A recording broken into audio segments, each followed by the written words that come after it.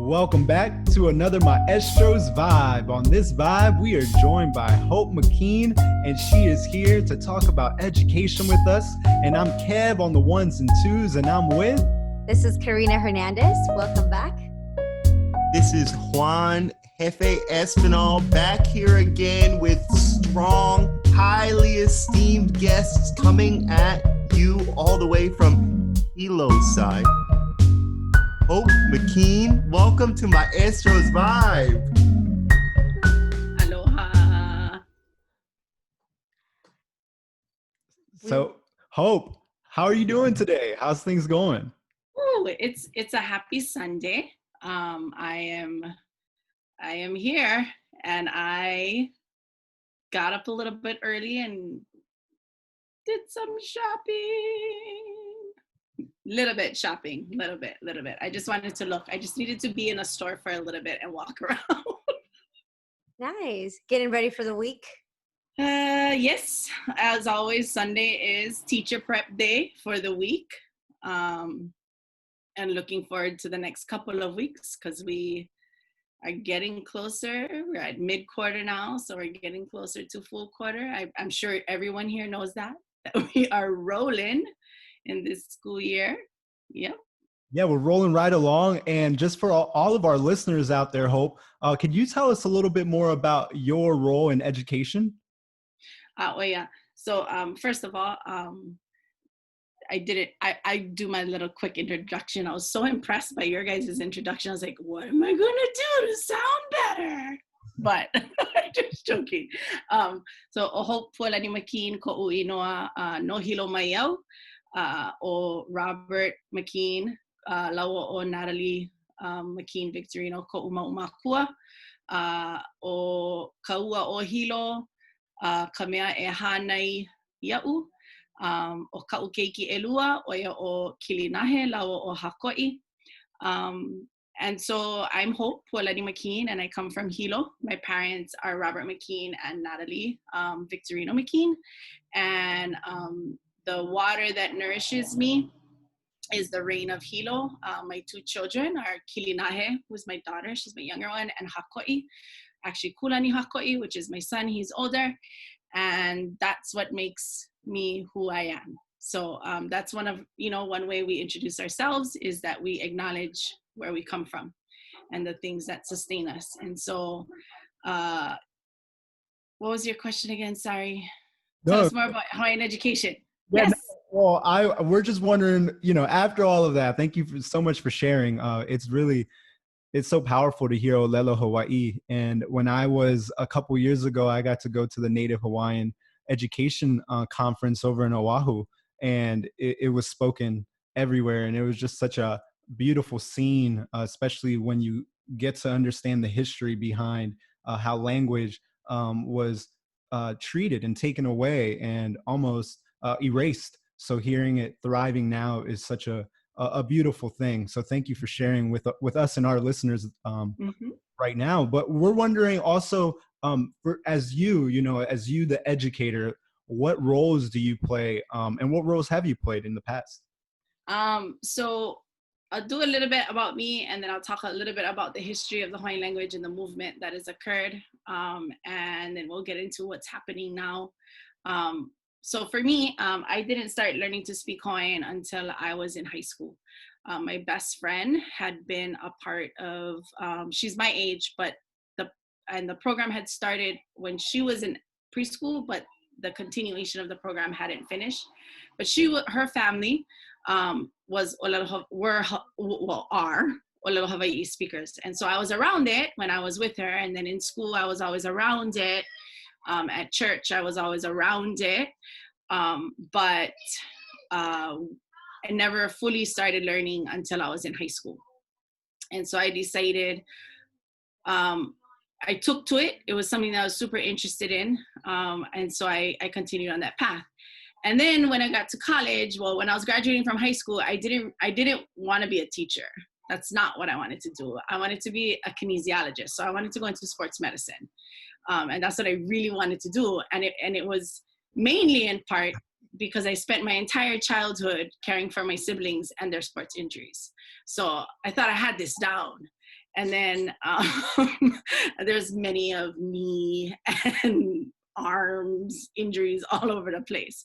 My siblings were all athletic. I was athletic as well, but I was a hula dancer. So it was a little bit different than going to the ballpark all Sunday.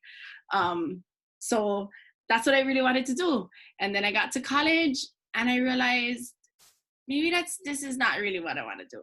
Maybe this is not really what I want to do. And so in high school, I was fortunate enough to be a part of a program that got to go sailing on Makali'i, Hawai'i Islands, voyaging canoe, and that was pre-NCLB. So they let us take off 2 weeks of school to go sailing. Little bit good fun on the west coast of the Big Island. So we would sail from Kaiapuni up to Mahukona, and then we would go all the way down to South Point and back over a 2-week period, stopping along the way. And during that time, I really started to learn more about myself and my culture and being an educator and taking on the koleana to the responsibility to pass these things on, to pass this knowledge on to the next generation. I was young. I loved it. Being on the ocean was amazing. I had amazing mentors. My Uncle Chad, Pumai, and Uncle Clay, who were our captains, our captains and our navigators, and they guided us, a bunch of teenagers. Can you imagine that? I was like, I don't know why you guys ever did that. You guys are nuts. You took 40 teenagers. The first year was like 40. Yeah, the next year was like 150. And now that I'm an adult, I was like, what are you guys thinking? But it was the most impactful, I think, experiences for me as a young adult to have, because it came with a lot of responsibility, kuleana. It came with a lot of meal plan. I mean, just simple things like meal planning and making sure you're on time and making sure things are going. And so it was a very impactful experience. So when I got into college, I kept thinking back, and all I could hear was all of them like, what's your kuleana? What's your kuleana? What's your function? What's your function? And that was from Uncle Kia in Waipio. What's your function? Because if you don't have a function, then what's the point, right? Always know your function. And so I went to Oahu, enjoyed one whole semester at UH Manoa. My dad got sick, and my parents had asked for me to come back home. But I also did not do very well my first semester. There was a little thing called having a good time that came into play. It happens. So I came home, and UH Hilo has one of the best programs, right, for Hawaiian language and studies. And it just seemed befitting that was my path. And so I still didn't want to become a teacher, though. I didn't know that yet. All of this still playing in my head. What's your function? What's your kuleana? What's your function? What's your kuleana? And then finally, my best friend, who I gotta give her a shout out to, because she's been my person my whole entire life. My friend Kainoa, her mom was a teacher, and so I was raised with her, right? And she was like, well, why don't we just become teachers? Let's do it. And I was like, okay, I guess so. And then she was like, come on, we're made for this. And I was like, okay. And then I started taking all the education courses, and I was like, you know what, this is my deal. This is my jam. This is my why. I'm gonna support my people, and take on that koleana of carrying on the Hawaiian language.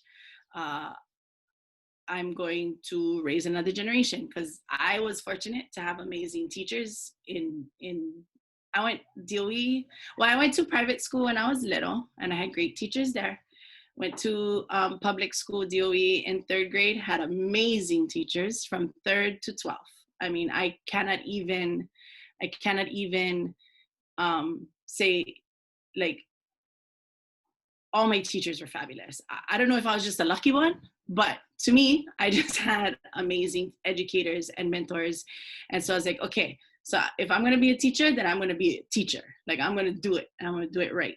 And so got into this this program at UH Hilo, who, again, shout out to those instructors at UH Hilo, fabulous, prepared us really well to be in the teaching field.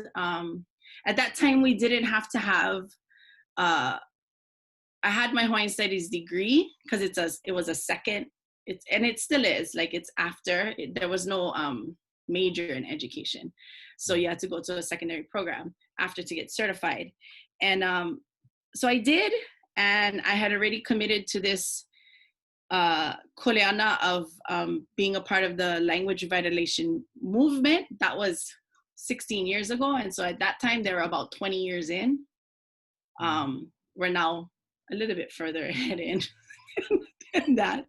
But yeah, so led me on this path. I had zero idea really what I was getting myself into until I walked into my first classroom, my first day, and I was in a program that was struggling in Waimea, and they were struggling, and I had K-3 in one classroom because the numbers were low.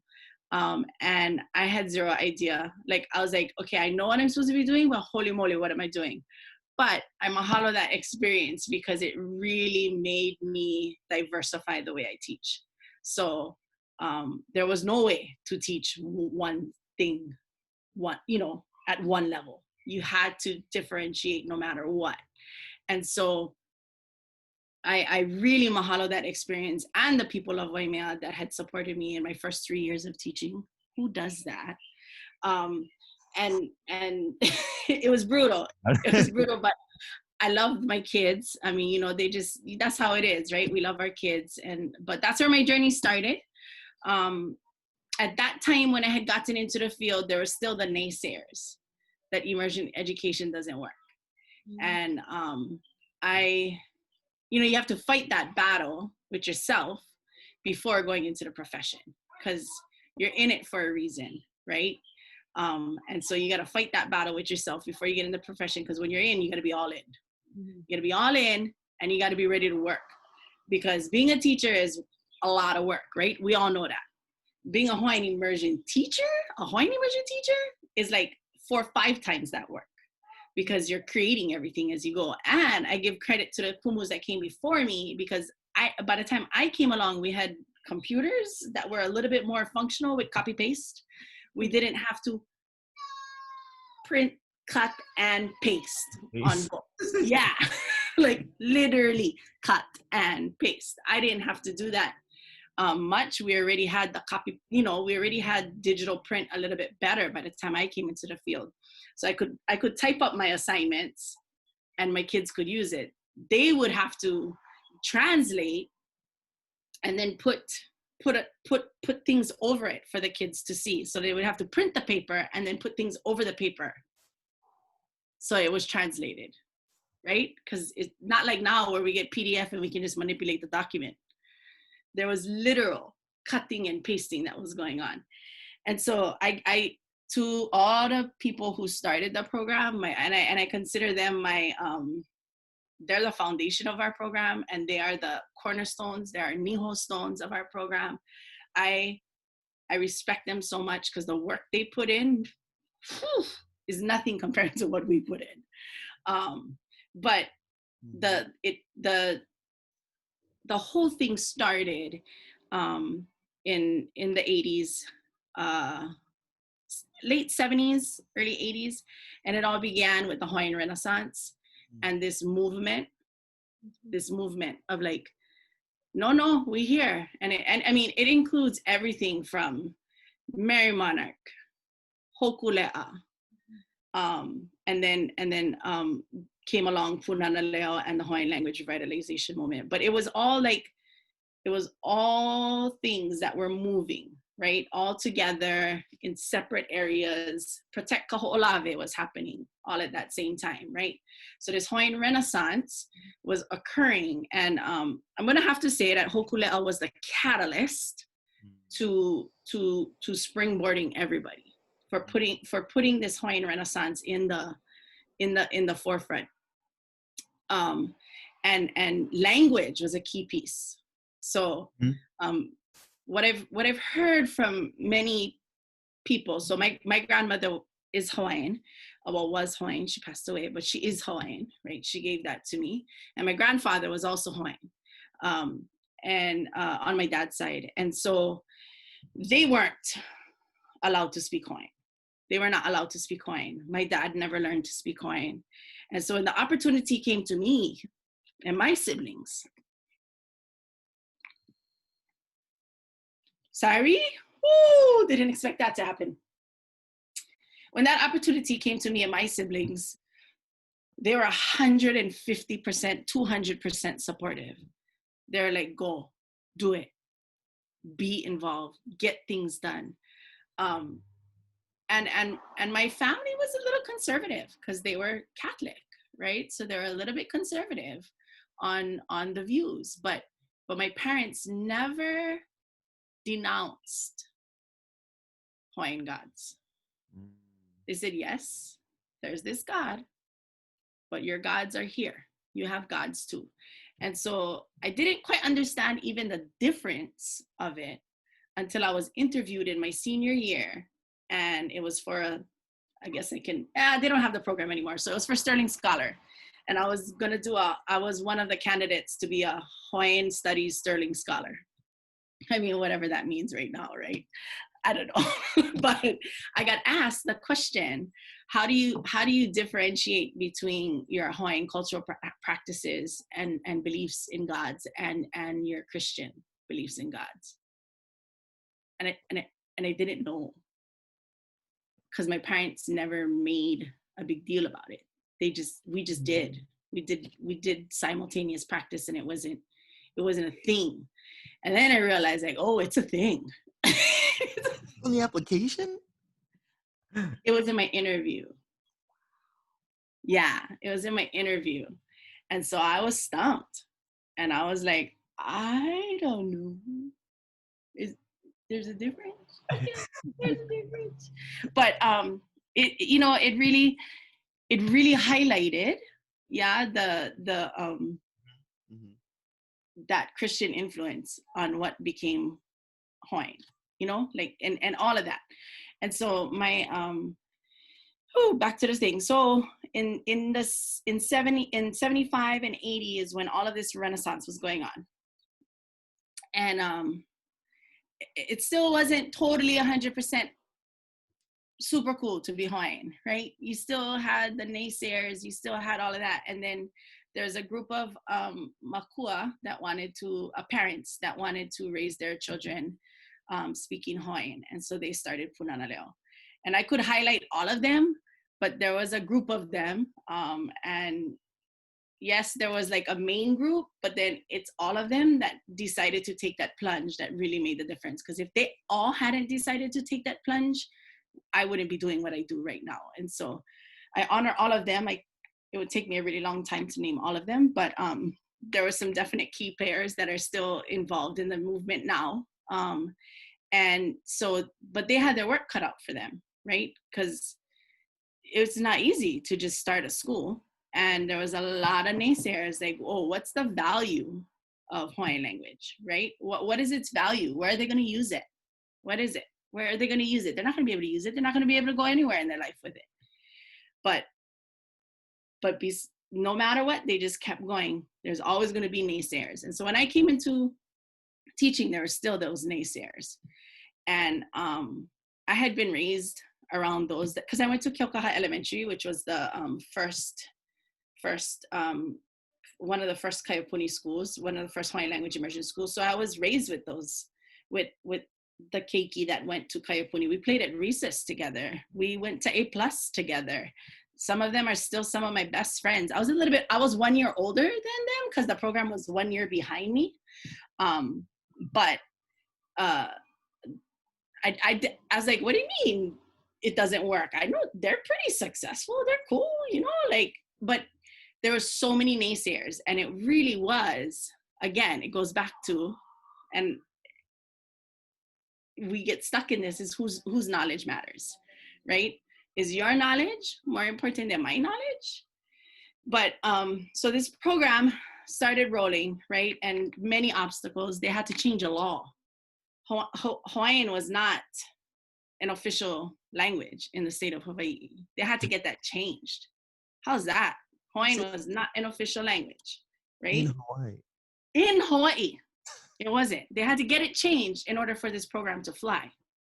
And so part of the reason why I am involved in politics with Kevin on government relations is because of those things. Because we cannot make systemic change unless we're involved in the things that happen at that level. We cannot make that change without being involved in that level. And that was something my dad told me. My dad always told me, like, you can always hit one wall unless you get involved. So you cannot not be involved in what happens at that level. You gotta get involved. Your voice matters. And so that's why I always like push. Of course, we have so much more to still overcome at this moment. But I must say, I think we're, what is this, 2020? I think we're 40 years into this program. And of course, I came in halfway, you know, some of our first teachers are now retiring, and talk about like cry and all. I cry when they retired, because I mean, if it not for them, I wouldn't have what I have, and I wouldn't know how to do what they did. It's like magic. It's like magic when you work with the kids, you know. And now we've gotten to the point where we have children that came through the program are putting their children back into the program. So that's how we build, right? Build momentum. And the whole goal really is for Hawaiian language to live. And in saying that in a way where it's normalized, where it's not, you know, I mean, you go everywhere in Hawaii and people cannot read street signs. Get on it. Mm-hmm. Start learning how to read street signs. The very least, read street signs. At least work it out. But the movement, the program, a lot of sacrifices for a lot of families. I think there came a point when I was just like, this is about 5 years ago, and I was just like, 95% of my life is bigger than me. And sometimes it is just exhausting, you know, to just have all that responsibility on your shoulders all the time. But it's worth it.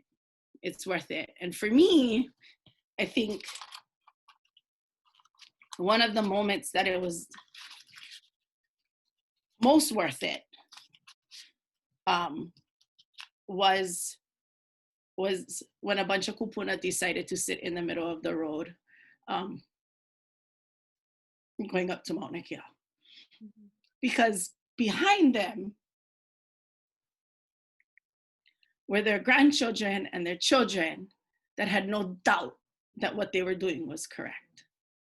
And it's not that we don't value science. It's not that we don't value their scientific explorations or anything like that.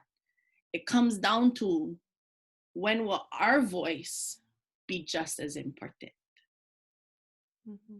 And yes, we understand that these things are important. We know, but when, and it's very hard to explain to someone who doesn't believe in what you cannot see, that and to someone who doesn't have the connection to place, right? So connection to place is very huge in our program. So when I opened up, I started with, I'm from Hilo.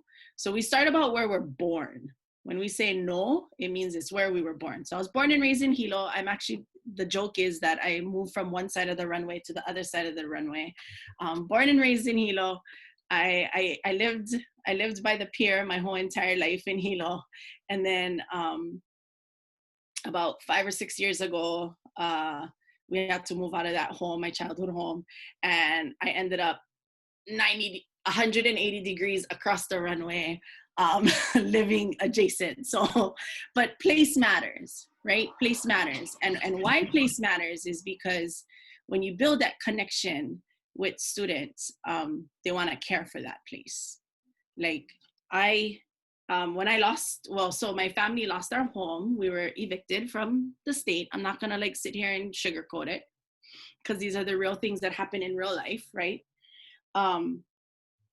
We were evicted from the state because they were changing, you know, their priorities and whatever's. And we were one of the first leaseholders. So before, you didn't own land, right? So when my grandfather bought the home for my grandmother and his parents, it was lease. It wasn't buy. You don't buy. You lease land, because land ownership wasn't a thing. Yeah, we always lease. And so he bought it in like 1942, this lease. And so we were there all the way up to 2015. And then we were evicted because we had an unpermitted structure. I'm not going to sit here and lie like we didn't have an unpermitted structure, but let's just be real. That unpermitted structure was there for 20 years. They did nothing about it. You know, it suited them at the time. And so we were evicted, but I'm just bringing this up, and this is the type of connection that it's very hard to explain to someone who doesn't have this type of connection. Mm-hmm. I felt like I lost a family member. The grief was just as bad as losing my dad. And I had to realize that. But then the learning that came out of it is that is how connected I am to my place. Wow. That is the type of relationship that we need to build for our children, which is why I do what I do, which is why I go to work every day. It's work, but it's much more than that, right? It's 90% bigger than me. It's 90% bigger than the kid that's sitting right in front of me. It's about building that connection so that they will take the stand to go sit in the middle of a road, right? And know that it's correct. Know that it's correct. Not be swayed by money. Because it's very easy to be swayed by money. And we do. We have Uncle Skippy, who's my best friend's dad. He said something very, very profound to me. And it's not that profound. We know it. But it's Uncle Skippy. He's just going to say it. And then you're like, oh, yeah. It's not someone else selling Hawaiians out. It's Hawaiians selling Hawaiians out. And so what do we have to do? We have to teach our kids to not do that. That walava mako I ka pohaku. Our people were satisfied with rocks. We could eat rocks and be happy. And that's because those rocks come from the land. So it's that relationship to place, and that's what the language is important for. Because without the language, and this again, I think came from Uncle Skippy, who's my best friend's dad, one of my best friend's dads. When they came here, right, what they took our, they took from us, right? So they took our land, they took our culture, and they took our language. When they took our language is when they were trying to get rid of us completely. And so the language revitalization movement was key for everything else to fall in place. Yeah, it was key. And so now here we are, 40 years into it. It's not perfect. working in a Hawaiian immersion school sometimes gets a little bit rough, you know, like any school though, right? Like we all have our ups and downs. We all have our ups and downs. Education is not easy. It's not an easy job, right? We all know that. It's not easy. We're dealing with more than just teaching, right? We're dealing with everything these students are going through, and families, right? We take all that on as educators, as teachers. Anyway, so here we are, and we got our language back. So the way it happened, I think it was land or culture, land, and language. And so we have our culture and we have our language. All we need back is our land. And that's our ultimate goal, is that we have say on how things happen on this, because this is where I'm from. So not to throw anybody under the bus, but I have friends that are astronomers and I love them dearly. And if they listen to this, they know, oh, yeah, I love them dearly. But I had to put them in their place a couple times. And the place was, you gonna leave here. You came here for that. You're going to leave. Me, I'm going to be here, and my children will be here, and my children's children will be here, and my children's children's children will be here. And so, not that your job is not important to me. Your job is important to me. I feel for you. You're my friend. But the life of my family is more important to me. And my kids and the people who will be here and will stay here is important to me. And some people get a little bit, there's sometimes there's these divisions that occur, right, based on blood quantum, right? And again, I tell people that blood quantum thing, that was brought in for a reason. It was brought in to divide and conquer us, and it's doing a darn good job. So either you're going to put that blood quantum aside and just talk Kanaka to Kanaka, or we're going to continue to have these problems. But what's the main thing is that we, as people of this place, and I'm not perfect. I'm not perfect. I don't do everything right. I don't do everything right. But when you lead with whatever you do, right, doing things the right way so that the land is taken care of in order for people to be taken care of. There's a saying, and this just kind of highlights the perspective, which is probably very different. Most Native cultures, I think, have this perspective, but it's very different than a lot of Western philosophies. And Hi'iaka said this to a coatri in one of her journeys, and it was Iola oi, Iola mako nei, which means when you live, we live. And she said that to a tree, right? People call them tree huggers these days, and I used to laugh at it too when I was in high school. I was like, I'm not a tree hugger. And then when I became adult, yeah, I'm a tree hugger. But not in that not in that sense. Like, to me, that ohia tree is my kupuna, because is my elder, because that tree was here before me, and that tree served my family the same way it's serving me, and so that is my elder. Kalo, Taro, right? It's our elder. Many Native cultures are like this too. I love hearing all the different elders and like their creation stories, because it all has something to do with sustenance. Something very, very simple and basic is that our kupuna was what fed us, right? Our elder, when you think about your grandparents, they feed you, right? Grandparents feed you.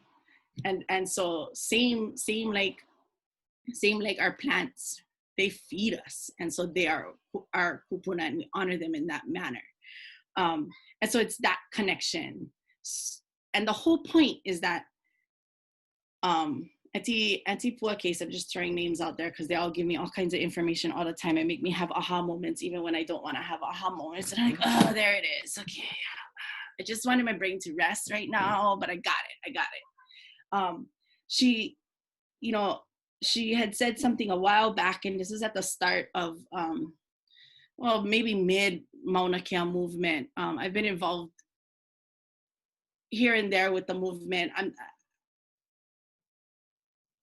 as much as I can be, because I have 2 children and gotta feed them and gotta go work and all the things.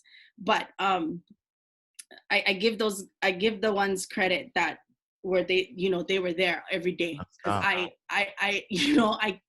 don't know if I could do that because I have my 2 kids and I gotta make sure they're fed and but I'm always the one I'm part of the movement in that I'll write the letters, I'll talk to my legislators, I'll submit testimony every time, if it written, because I don't have to appear in person, but at the root of it all, Auntie Pua said, like, it's about building connections so they want to take care of the space. And to me, that was like an aha moment, right? That's what it is. If we don't build that connection, they're not gonna want to take care of the space. And I'm gonna just like highlight Oahu really quickly.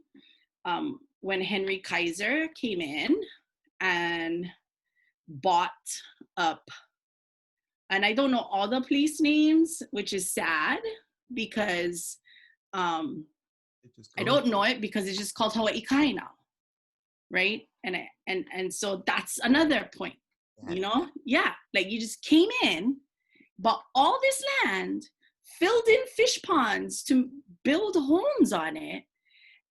Nice. What were you thinking? You know, like, and it was allowed. And so we don't want to make the same mistakes as the past. We gotta do better. We gotta make better land management deals. And then, so I had the opportunity to go. I have a couple of friends that live in that area, and so I got to go. And I was like, and they were talking about the different areas and the names of those areas, and I was like, what's the name of that area? And they're telling me, and I was like, that means a fish pond wall. Was all of this fish pond before? Oh yeah, Henry Kaiser decided he just filled it in to make it look like Venice. Wow. And I was like, are you kidding me? Right? Like this was a fish pond. No, that's and that's that kind of thing that happens. Not just it happens literally, and it happens metaphorically as well. And people are allowed to just come in and fill in a vision of what they choose and they see fit. That is absurd. Right? And I never knew that until I heard about, like, I learned more about, I'm not from Oahu, so I don't know a lot about it, right? I'm from here. I know a lot about here. But I was floored. And I was like, this is why we have to do what we have to do, because someone needs to be able to stand up and go, no, you don't get to come over here. Which is why when they had the windmills in Kahuku and they had the other park in Oahu, I was so proud of those Kanaka who stood up and was like, no, you're not gonna move the iwi of my kupuna for you to make a park. This is not a place where there needs to be a park. And yes, we have to do that because we have to honor our space. This is what we got. This is what we got. We don't have, this is our resources right here. This is what we got. We can't drive 2,500 miles away and go get something. You know, this is what we got. And so a lot of the language revitalization, a lot of that movement has sparked awareness and love and connection to place, so that we can make better decisions now. I think we can make better decisions now. I do still think a lot of people think we're just radical Hawaiians, but I do think a lot of people have a deeper respect now because of the education. If that had not started, I wasn't totally a part of it. I was just a little kid at the time. But if that hadn't been started, and then that's what it goes back to, right? I just seen somebody else post something. Everybody just posts all these kind of things, and I think it was another Native philosophy. Of course, you know, like, how are we gonna make the change? We gotta start with the kids, because most times with the adults, you cannot make the change, right? Yep. I mean, I'm guilty. I like things a certain way. You know, I'm an adult now and I like things a certain way. And it's hard to get me to change that, you know, unless I'm made fully aware of the impact. And so where do we start? We have to go with the kids. And I'm grateful to be a part of it. Some days are harder than others. And I have those moments. Like, I just ran into my auntie this morning. I was raised, my parents were Catholic, are Catholic. I'm not so much a practicing Catholic anymore, but my family still is. But don't get me wrong, I still get Mary next to my bedside, and I still get my Advent calendar sitting on my, you know what I mean? Your rosary. Yeah. Not a practicing Catholic, but Mary's still sitting next to my bedstand because my grandma gave them to me. I mean, you know, it appeared to me from a bunch of my grandma's things, and okay, I will put Mary next to my bedside. But I was raised at Maliapuko Kalani Catholic Church in Hilo, and we did a lot of cultural things along with Catholicism. But what I realized was the most important is that my village was solid, and my parents, they didn't just have them raising me; we had a village, right? And that's the same with the language revitalization, with halau, with va'a, with canoe racing, with sailing. It's a ohana, it's a family, and that's how we move together. We're not all the same, right? We different. We don't always get along, but when you gotta spend 30 days on one canoe with the same 12 people, you gotta work it out, right? You don't have the choice to not. But there's value in that, right? And so even with our students, they start off together in kindergarten and they pretty much go all the way through with the same group of friends. And they're a little bit tired to see each other by 12th grade. But that connection is like no other, right? Because you've gone through that journey together. And again, so it goes back to connection, yeah. Connection to place and connection to people. And you know how there was, I don't know, for a bit there was like, oh, if that person doesn't like you, then whatever. I totally agree, carry on. But human relationship matters, right? It matters. It if I didn't have like my family, I don't even know how lucky I got. Like, I'm so lucky to have had my family. They're crazy. No, I mean, I love them, but you know, we all have a crazy family, right? No, but love was always the number one thing, right? Is aloha. And so here in Hawaii, I think it's so different because it's not something we say. It's something we live.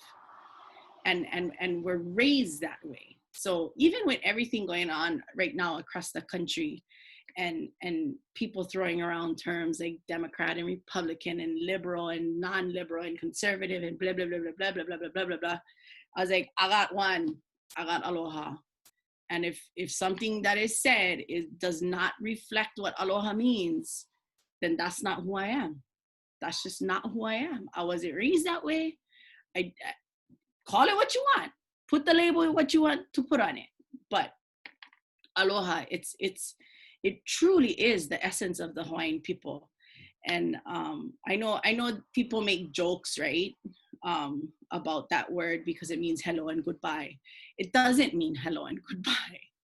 It's just how we greet each other to remind ourselves what's important. It doesn't mean hello and goodbye. That's not what it means.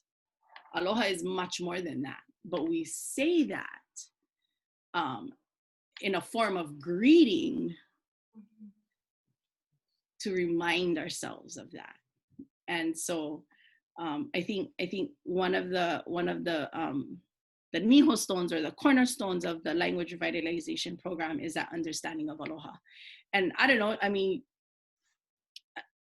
it really is what Hawaii is. And sometimes I get a little upset with Hawaiian Tourism Authority when they use it as a means to bring people in, because it's much more than that, right? It's our essence. It's how we greet the world. It's how we check ourselves. Sometimes I'm not very aloha. Sometimes I'm not. And then I have to check myself. But we're all human, right? We're all human. We're not perfect. And so, but I have those things to fall back on, right? And that's what we want to instill in our kids. And they call it Hawaiian values, right? Or values education and things like that. But the label is not what's important. The doing it is what's important, and showing it is what's important. And so, yeah. Sorry, I just rambled for a hot minute there, guys. Anything else?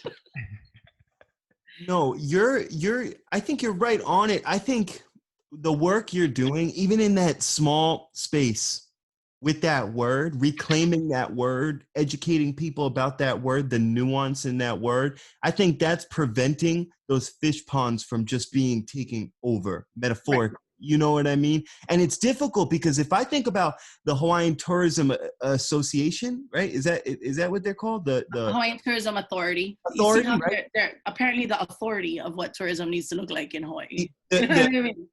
and I'll tell you one thing, as someone who's gotten involved, someone who has come here as an educator, has gotten involved with something like canoe racing, and has made me feel very connected to the ocean, very connected to a place that I've never felt connected to in my life.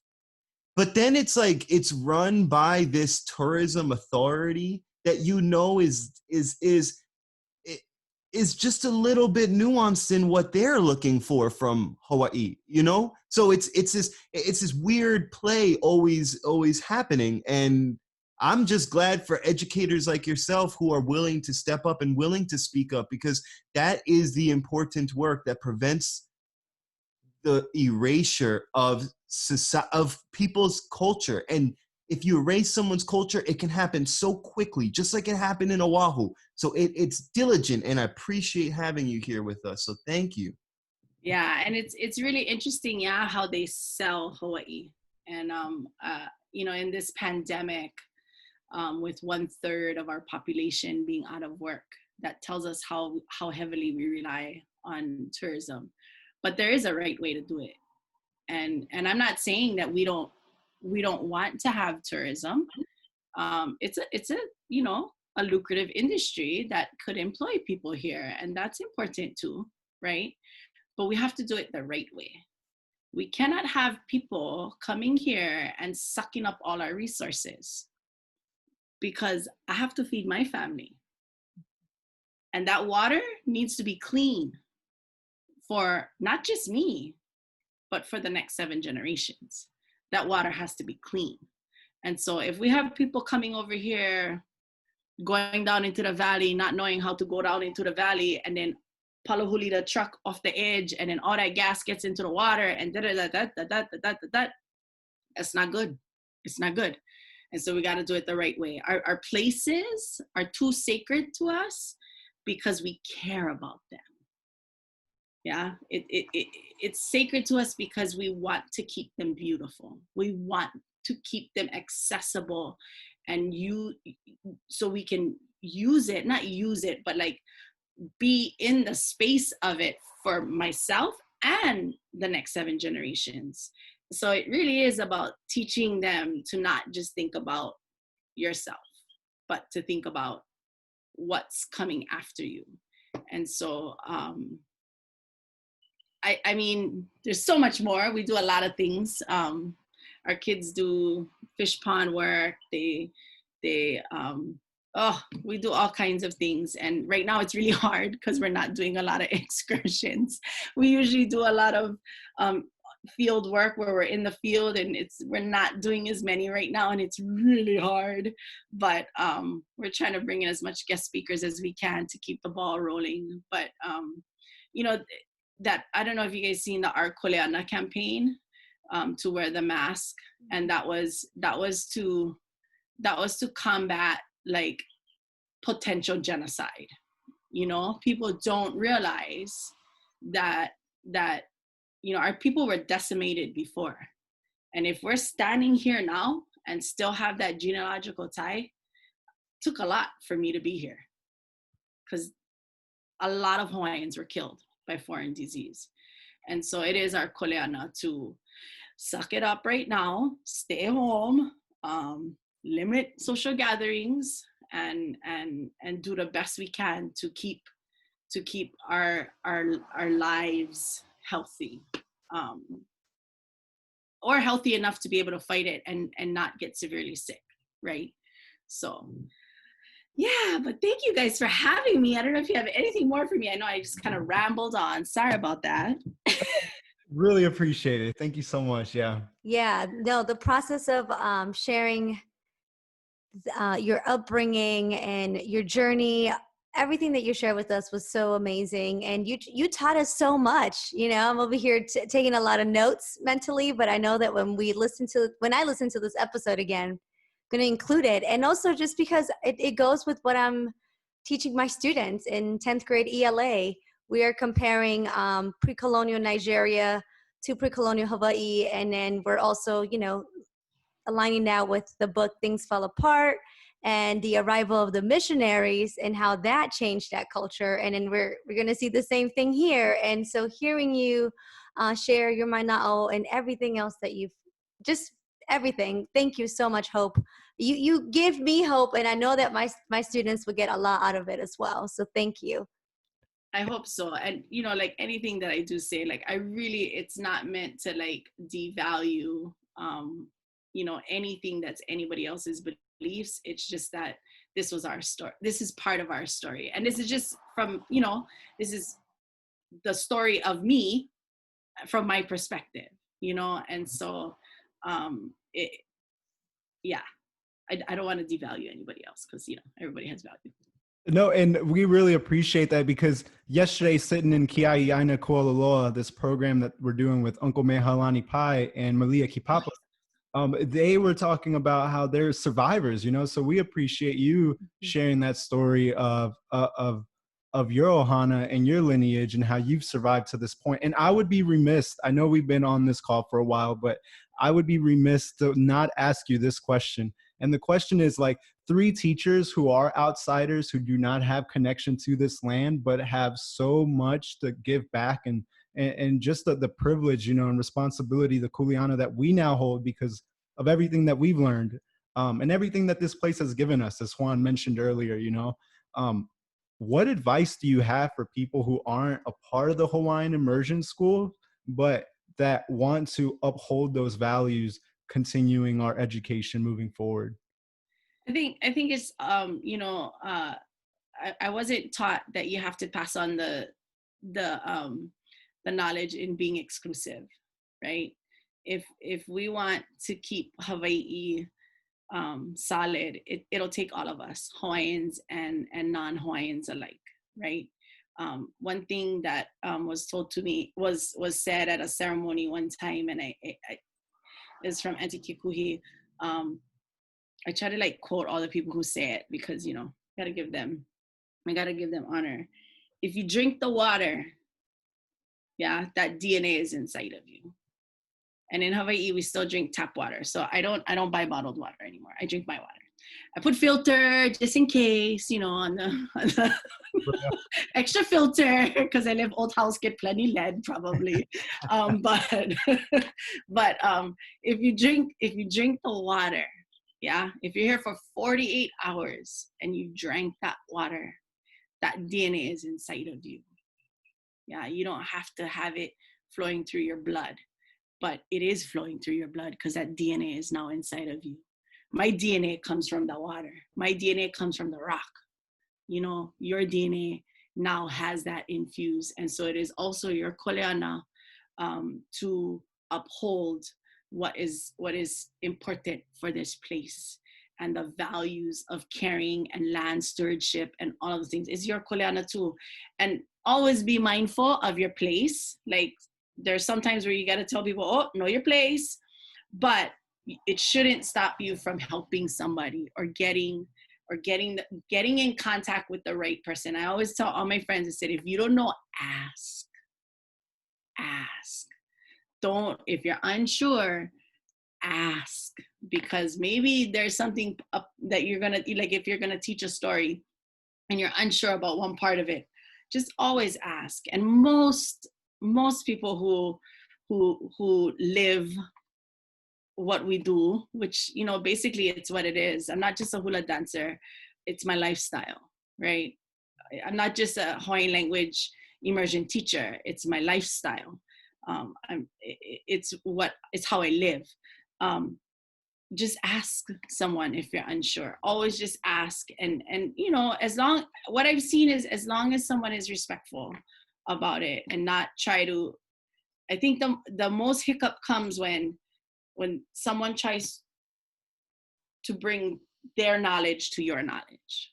But if you come from a space where you just really want to know what that knowledge is and you're going to honor it for what it is, then I think it's usually okay. So my advice for all educators moving to Hawaii, that, you may not know, which is why many get eaten up and spit out. Always ask, and don't, like, always come from a space of I don't even know how to say, of humility, right?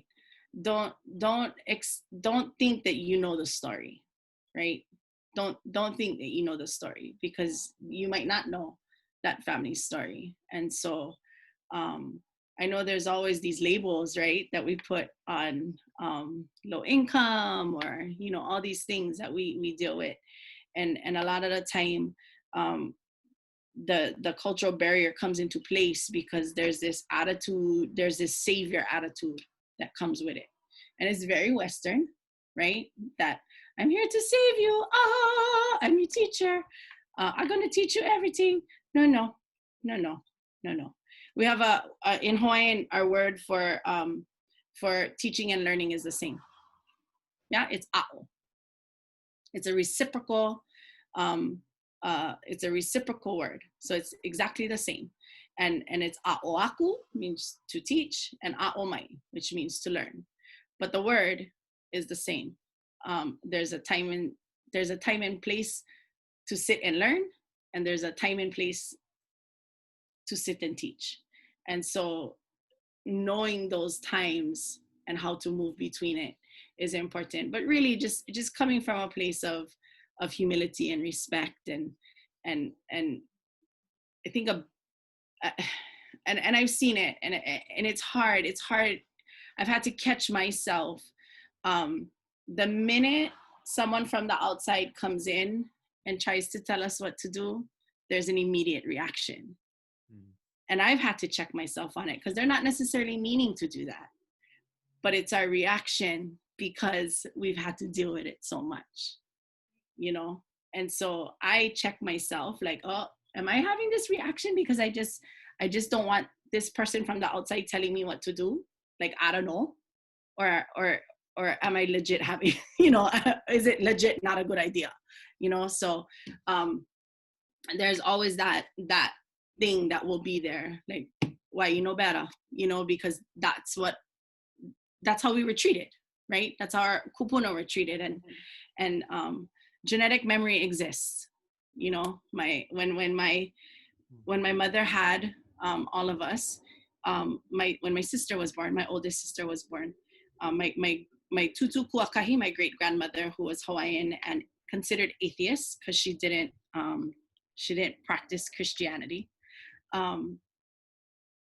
she told my mom to never take any of us to the mainland, to the continent, because they would know we were not white. And we would be discriminated against. And so she was very adamant with my mother about that. And crazy. And that was because she went on one trip to San Francisco with her husband, and she was brown, and his family was white, and they treated her poorly. And so, you know, that genetic memory is, you know, it stays, you know, it goes through the generations. And so, yeah, just acknowledging that we have a story, and it's not the story that was probably told in your typical 7th grade history class in the middle of, you know, Idaho or Oklahoma City or whatever. You know, it probably wasn't that was told. And to always ask if not sure, like, always ask if you're not sure. Sorry, I went way over time, you guys. You didn't tell me shh already. You did. But we just couldn't. I mean, because I think that trauma is real. Yep. It exists. All of us need to be aware of it. And I just wanted to really just say again, thank you so much for sharing, because after trauma, it's not always everyone's responsibility to just share. And by you sharing that, I hope it gives other people space to heal. I hope it gives other people space to share their voices on this microphone. I hope you come back and share some more on this microphone as well, because I feel like we've just started to scratch the surface here on truly trying to understand how important culture is to the future. So just thank you again. Thank you for having me. It wasn't as scary as I thought it was going to be. I was like, I really did it because Kevin, because he's like, come on home. Okay. Also, I have Millie to thank. She was the one that was like, you got to get Hope on. You got to get Hope on. I was like, yeah, yes, of course. And so shout out to Millie, also part of our government relations. Yes, you guys are the best committee ever. They're so great. Love working with these guys. It's so awesome. Yeah, and thank you for you two for being on that committee. Because that entitles spending your Saturday mornings via Zoom now, and talk about things that are really important. Like you said, like you were told, you have to be in those rooms, and you have to be part of that conversation for change to be what it needs to be. So again, mahalo for your time, for your wisdom, everything. Just very appreciative of it all. Mahalo for having me. It was fun. Thank you guys. And to our listeners, just keep listening. We'll catch you next time on another Maestros Vibe. Hui ho.